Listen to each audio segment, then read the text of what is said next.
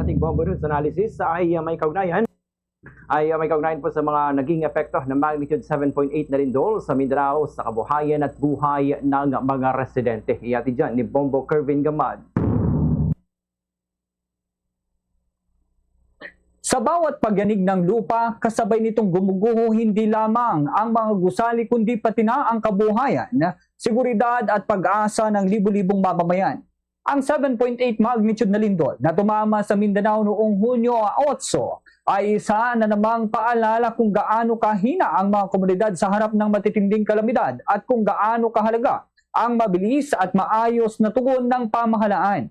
Ang mabilis na pag-aproba ng Senado sa Senate Resolution number 447 ay isang malinaw na hakbang tungo sa agarang pagtugon sa matinding pinsalang iniwan ng 7.8 magnitude na lindol sa Mindanao noong 8 ng Hunyo. Sa gitna ng trahedya, mahalaga ang mensahe ng pagkakaisa ng mga mambabatas. Hindi maaring pabayaan ang mga komunidad na muling bumangon ng mag-isa.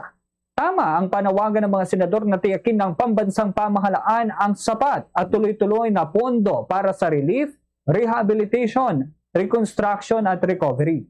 Sa ganitong uri ng sakuna, ang oras ay kasing halaga ng pera. Ang bawat araw ng pagkaantala sa rekonstruksyon ay dagdag na pasanin sa mga pamilyang nawalan ng tahanan, kabuhayan at katiyakan sa kinabukasan. Gayunman, hindi sapat ang mga resolusyon lamang. Ang tunay na sukatan ng serbisyong pampubliko ay ang aktwal na paglabas ng pondo, ang bilis ng implementasyon ng mga proyekto at ang transparency sa paggamit ng resources. Ang tinatayang 1.13 billion pesos na pinsala na inaasahang tataas pa ay hindi lamang numero sa ulat. Ito ay ang mga nasirang paaralan na nagputol sa pag-aaral ng mga kabataan, mga ospital na humina ang kakayahang makapagbigay serbisyo, at mga tulay at kalsadang humadlang sa pagdating ng tulong. Mahalaga ring bigyan diin na ang recovery ay hindi lamang pisikal na reconstruction. Kasama rito ang pagbuhay sa kabuhayan ng mga magsasaka, mangingisda, manggagawa at maliliit na negosyong naapektuhan.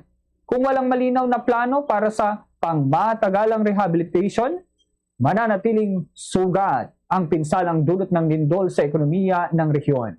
Nararapat ding kilalanin ang sakripisyo at katapangan ng mga frontliner tulad na lamang ng mga rescuer, health worker, sundalo, pulis at volunteers na unang tumugon sa gitna ng panganib. Ngunit hindi dapat umasa lamang sa kanilang dedikasyon.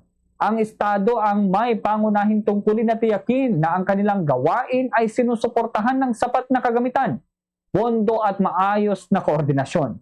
Ang resolusyong ito ay dapat magsilbing simula, hindi pagtatapos. Ang Mindanao ay hindi lamang nangangailangan ng simpatya, kundi ng konkretong aksyon. Sa bawat hakbang ng muling pagbangon, dapat malinaw ang direksyon. Hindi lamang ibalik ang dati, kundi bumuo ng mas matibay, mas ligtas at mas handa ang mga komunidad sa harap ng mga darating pang sakuna.